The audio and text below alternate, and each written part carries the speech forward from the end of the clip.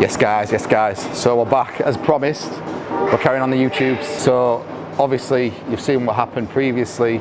It's all behind us now, moving on, new goals. Mid-USA's, I think I'm 16 days out today. I travel, it's Wednesday, no it's not, it's Thursday now, and I travel in a week's time down to London and then fly to Vegas. Gonna spend 4 days in Vegas with Milos and then fly from Vegas to Albuquerque, where I'll have 5 or 6 days before the show. So everything's in place, everything's ready to go. Starting from this week, quite a few things have changed. So I've got a new split that's been signed off by Milos really, so Milos is happy, and me and Neil are not going to be training together anymore.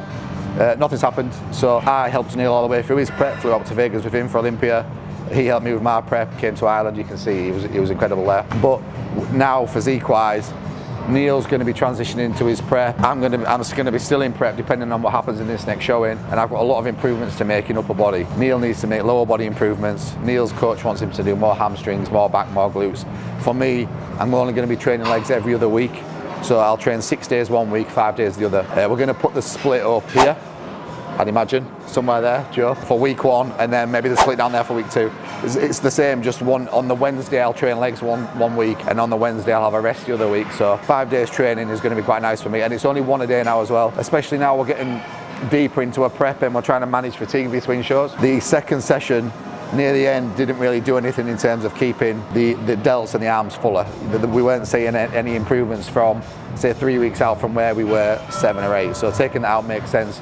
More recovery time, lower food actually on them days as well, and I think I'm actually already slightly leaner, which is good. Back down to baseline weight today, 226. So today, chest and delts. So chest and delts, so chest top up. We're going to start with a superset of a fly into a press, and then I'm going to do 1 more exercise, which will probably be an incline Smith press. In off season, this will be a giant set. So it'll be a fly into an incline press into a flat press. But for now, because recovery is down a little bit, I'm still a little bit sore actually from Monday's session. I came in too hard, obviously off the back of a defeat, laser focus, came in, trained like fuck, and just absolutely smashed myself to pieces. So lesson learned. Today's going to be more manageable in terms of volume for the chest. Then we're just going to go straight into delts and crack on with that. So something new for you to see. And it's check-in day as well today, so first time Milos is going to be seeing me, first time I'm going to be seeing myself back in the old check-in spot to see really where we are, where we need to improve in terms of fuller, more condition. We'll see. So we'll crack on with the session, guys. Pec deck to start with. 4 sets, 20 or 30 reps, supersetted into an incline press of the set.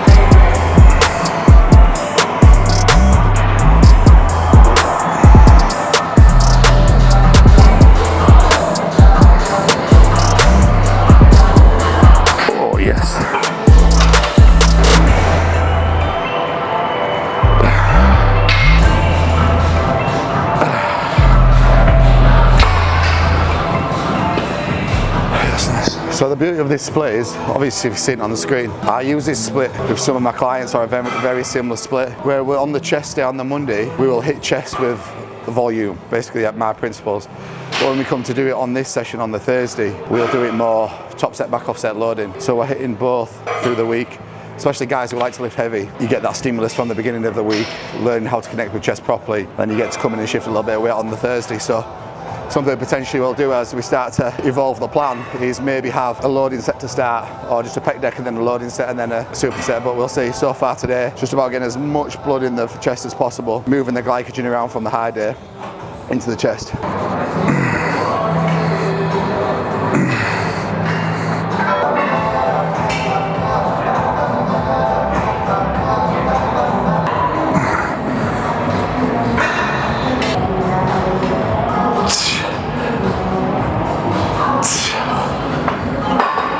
Do you reckon I'm going to get blasted for my Crocs? Do you reckon? Crocs, yes or no? Croc or not? It's also worth mentioning because in the turmoil, the weight I lost overnight was 13.1 pounds, which nobody guessed correctly, unfortunately, apart from Neil Curry, who commented. So we're going to do a few more things because oversize is my clothing brand. It's something I share with a business partner and very passionate about it. So if you haven't checked it out, guys, oversize on Instagram, OVRSZD, check it out, support me, and we've still got a load of things in the line coming which are going to be really good, like gym t-shirts that are super comfy but fitted as well, decent logos, slogans on them. This is where we're going. Obviously I want to be giving some away, I want people to be wearing it, so over the next couple of videos we'll put something in there where people can potentially win, and then obviously when I go to the US I'm going to be doing vlogs and stuff, so stuff there, just keep you interacting. It's great. Some of your guys' comments are really good. So final set on here before we go into like a little bit of a loading set.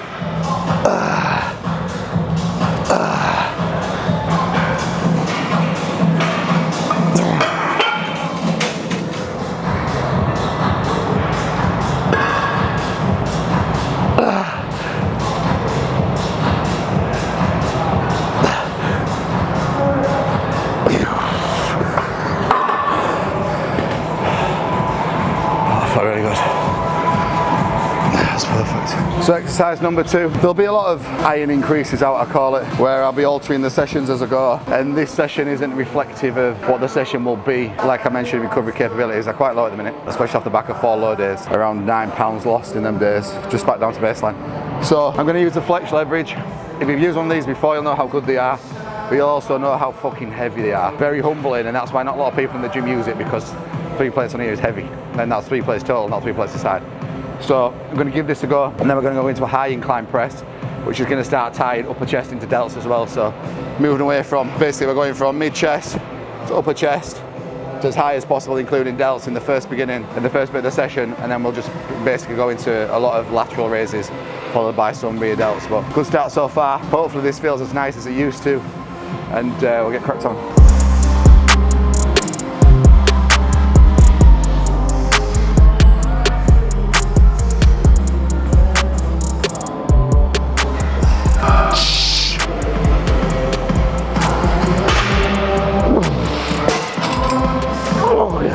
Liking how that's feeling. And again, I know I think I've possibly talked about it before, but it's so important that you pick machines and exercises that you feel. I have heard some people say before, it doesn't matter if you feel it or not, but it really, really does. If you can't get that mind-muscle connection and you're just moving weight, you'll see people in the gym that are so fucking strong, okay, they have no muscle. If you're that person who's very strong with no muscle, you need to revert back. You need to think about why I'm getting muscular when I'm so strong.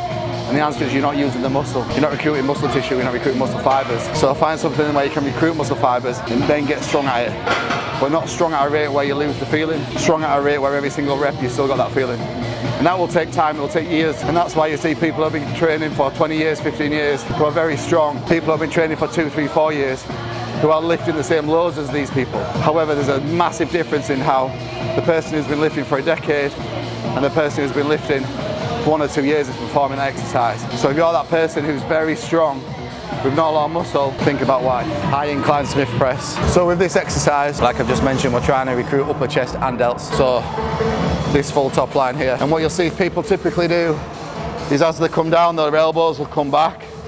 That's going to take it away from here and put a lot on your anterior delt. That's not what we want. We want to make sure that we're going in line with the machine.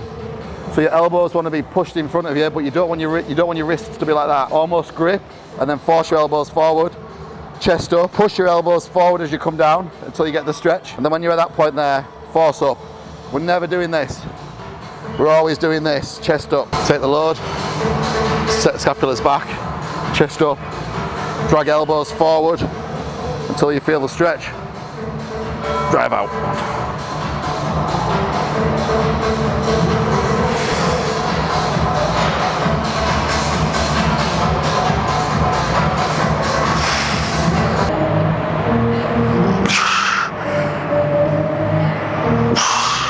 It's amazing how a few carbs completely change how you feel. I barely string a sentence together these last few days. So last set on here, set number 4, just exactly the same. Getting the stretch, forcing out with chest and delts, and then the fun stuff starts. I'm not a fan of training shoulders, but I need them.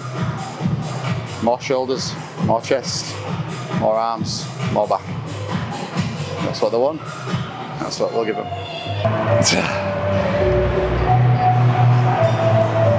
One more, come on, you fucker.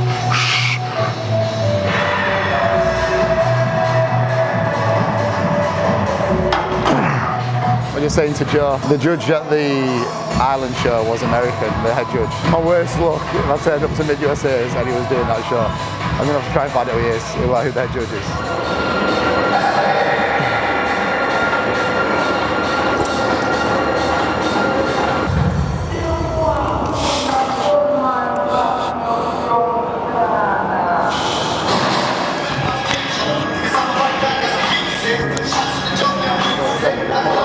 Never ever training a vest, ever.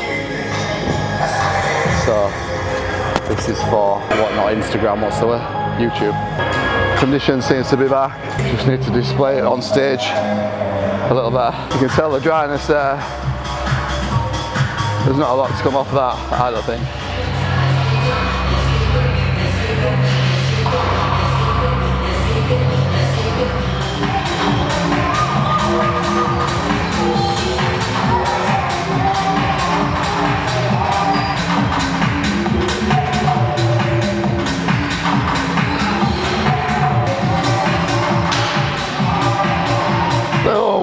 Cheat reps. So it's all well and good staying very rigid in a lot of exercises, but something like a medial delt raise there, where you're going to lose form, let's say. Don't be shy, just use a little bit of momentum, especially in a small muscle group like that. So for me, I'll always wait until I lose that, and then I'll start to chuck it a little bit. As long as it doesn't go into my trap, and as long as it stays on the delt and I'm flushing blood in it, don't worry about staying so rigid on them certain exercises. Big compounds are different, but things like maybe a few cheap bicep curls, side raises, don't be shy to go that little bit further.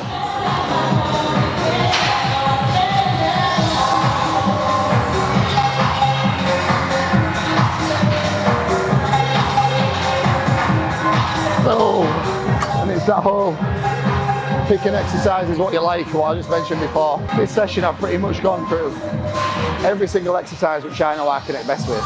And then I've broken it down in this session and then the previous session as well. So I'm not only doing exercises that number one I enjoy, number two I really feel it.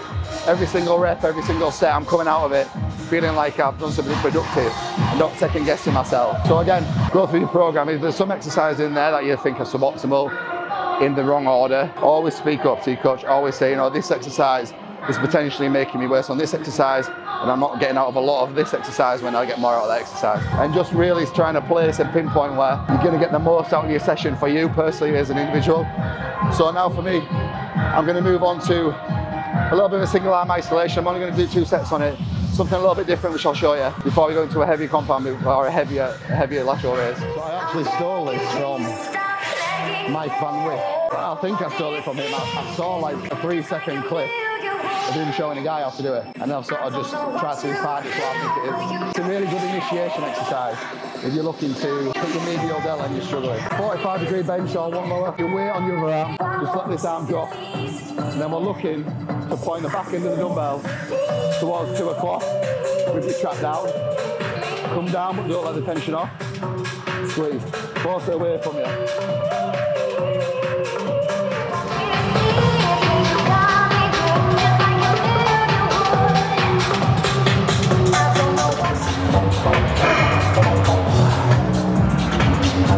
Very humbling that, but very, very good at the same time. It's like, as long as you don't let the tension off, you keep your weight on your other arm, you keep your trap down, and you just allow that arm to move freely in front of you, it'll hit you hard, and just keep the tension on all the time.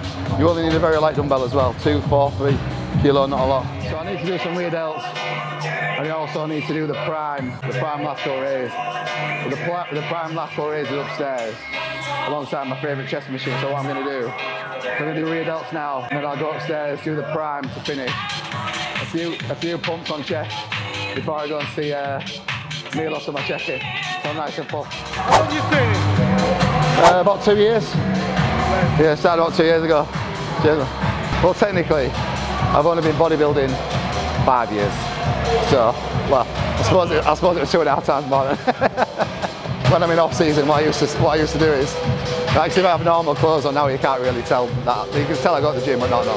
So when I'm big in off season, people used to come to me saying, fucking hell, how long have you been going to the gym and stuff? And I always just say, I don't go to the gym. So I'm just a labourer, so I just, like 22 stone, absolutely massive.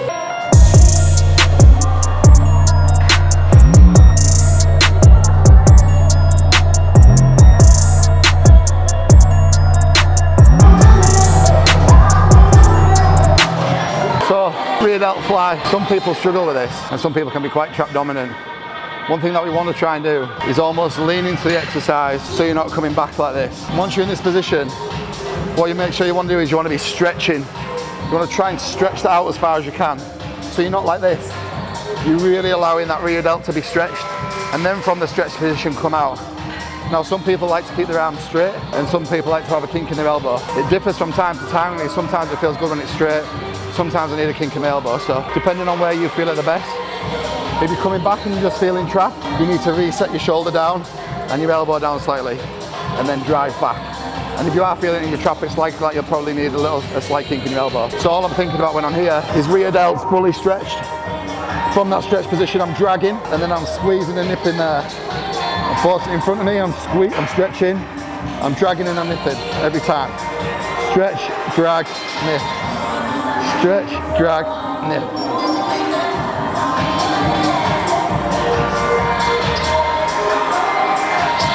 If you followed me a couple of years ago as well, you know that I had a thing with Crocs, a little Croc trend going on. And it is true what they say, that they do make you 10% stronger. So I felt like I've been flying today. It's not to do with the extra 250 grams of carbs. It's the Crocs. If you go into Foot Locker, JD, online, just go in and say Tonk 10 when you buy some Crocs and they'll get 10% off. Excited for the next one? Yeah, the next one. Okay. Like that first one was just... Look, it's what it is, isn't it? Yeah, that's what I mean. So, but I think the next ones I've got, it's better for me. Do you know what I mean? It's like no pressure, nothing now. There's no pressure. Yeah, well there weren't anyway really, but just... I think the whole pro debut. Yeah, just the whole, everything was just, now it's like, I just can't wait. Yeah, I'm really looking forward to going out and just, you know, seeing Milos for one. Milos is really excited to see me as well, which is going to be good. Yeah, and then see you like just, yeah, for bodybuilding, for me, the dream is just, has always been to be the bodybuilder. You go and you compete in America, and like, as much as you're sort of caught up in it, it's like that's happening now. So I just need to take a step back and be like, enjoy it. Just enjoy it. There's no pressure. Yeah. Like, it's okay. Very good. 3 sets of 10 to 15, so a little bit heavier. Heavy duty, as Milos calls it. Just some heavy duty. Heavy duty sets, more pain.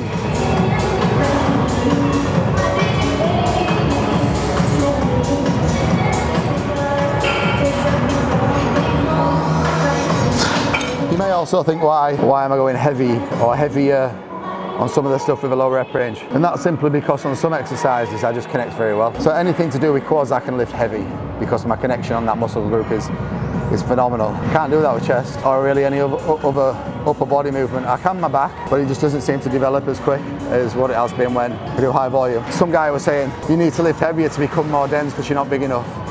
Yeah, in the last 8 months of me doing high volume, I've absolutely exploded in terms of muscularity. So the low volume heavy work I was doing 5 years previous to that put some muscle on me, but are very, very incomplete. The last 8 months have just rapidly improved my muscle gain. So, you know, stick to what's working, but at the same time, if you can go slightly heavier with the same intensity and the same connection on some things, definitely do it. Oh.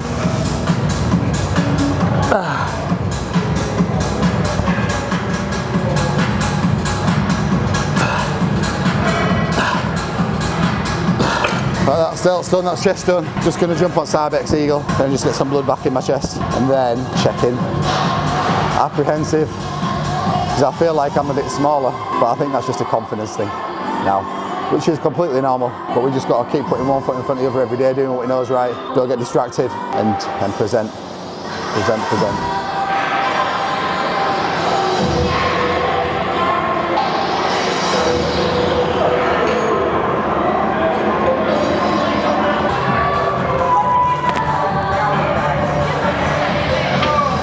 Right, let's go and have a look. I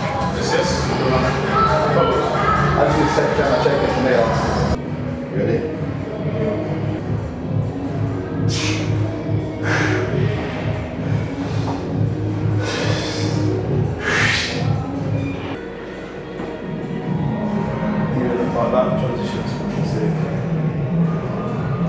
So that's it guys, first session filmed back, something to prove. A lot of people think I don't have anything to prove, like you saw in Ireland what I look like. I was definitely off compared to, I mean it'd be nice to see the comparison in this video. You can see the difference in where my condition generally is at and compared to the softness, but in terms of how I presented and what I look like on stage, you know, I was reasonably happy. I was the biggest I've been. And like the improvements from my last outing to this outing is absolutely huge. I was actually 20 pounds heavier, and that's in 18 months. And I only really started growing since I started working with Milos. So that's, you know, it's probably 8 months of work there.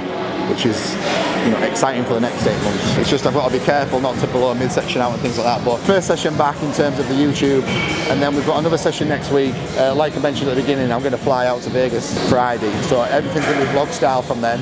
But everything's sorted for the vlogs, and as I just want to take you guys with me on the journey, and I've just been speaking them to Joe about my dream as a bodybuilder, or my dream for a long period of time is to be travel America, do the whole bodybuilding thing in America, and I've just been caught up so much in improving, winning. I need to do this, I need to be Olympia, I need to be the best.